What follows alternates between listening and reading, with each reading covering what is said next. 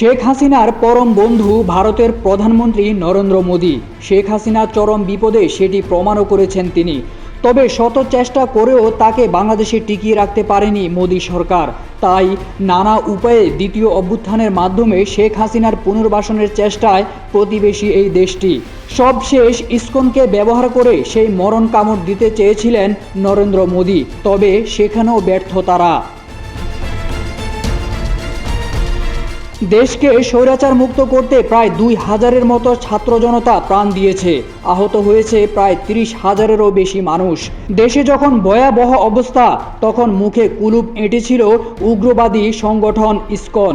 এই গণহত্যার পক্ষে না দাঁড়িয়ে বিপরীতমুখী অবস্থানে ছিল তারা। তবে শেখ হাসিনার পতনের পর হঠাৎ করেই সক্রিয় ইসকন। ভারতের ইন্ধনে একের পর এক দেশ বিরোধী চক্রান্তের গুটি চালাচ্ছে ইসকন। দীর্ঘ ১৬ বছর ধরে লুটপাট, গুম, খুন, গণহত্যা সহ মানবতা বিরোধী নানা অপরাধ করেছে আওয়ামী লীগ সরকার।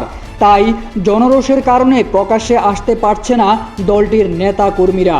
আর এই কারণেই আড়ালে থেকে একের পর এক দেশ বিরোধী ষড়যন্ত্রের কলকাঠি নাড়ছে ফ্যাসিবাদের দোসররা।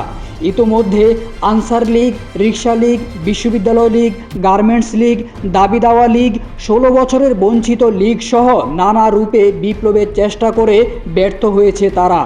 সবশেষ ২৫শে নভেম্বর সারা দেশ থেকে কিস্তি লীগের সদস্যদের এনে শাহবাগে সমাবেশ করতেও ব্যর্থ হয় আওয়ামী লীগ। গণ অভ্যুত্থানে পরাজয়ের পর প্রথম থেকেই হিন্দুদের নিয়ে এক গভীর ষড়যন্ত্র করতে থাকে আওয়ামী লীগ। অন্তর্বর্তী সরকারকে অস্থিতিশীল করতে সাম্প্রদায়িক দাঙ্গা বাঁধানোর যে কয়টি প্রচেষ্টা করা হয়েছে, তার প্রতিটিতেই বিতর্কিত ইসকন নেতা চিন্ময় কৃষ্ণ দাসের সরাসরি ইন্ধন ছিল বলে তথ্য আছে গোয়েন্দা সংস্থাগুলোর কাছে। রাষ্ট্রদ্রোহ মামলার এই আসামি চট্টগ্রামের জমি দখল, সাম্প্রদায়িক উস্কানি সহ নানা অনৈতিক কর্মকাণ্ডের হোতা। এতদিন পর্দার আড়ালে থেকে তাকে ব্যবহার করে কলকাঠি নাড়ছিল ভারত ও আওয়ামী লীগ। ২৫শে নভেম্বর রাষ্ট্রদ্রোহ মামলায় আটক করলে সঙ্গে সঙ্গে প্রতিবাদী বিবৃতি দেয় ফ্যাসিবাদ আওয়ামী লীগ। প্রকাশ্যে এই হঠকারী বিবৃতির মাধ্যমে আওয়ামী লীগের দেশ বিরোধী মুখোশ উন্মোচন হয়েছে বলে মনে করছেন নেটিজেনরা।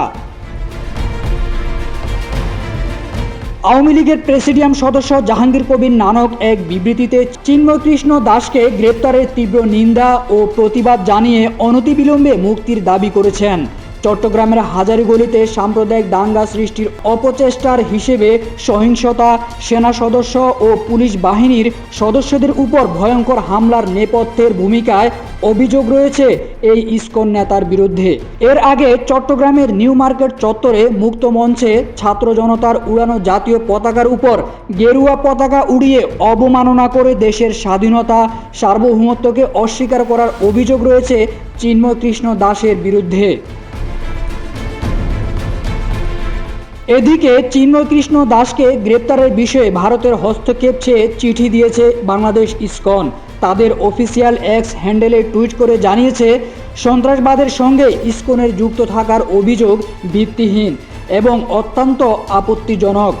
এরপরেই চিন্ময়কে গ্রেপ্তার ও জামিন বাতিলের ঘটনায় এক বিবৃতিতে উদ্বেগ প্রকাশ করেছে ভারত সরকার।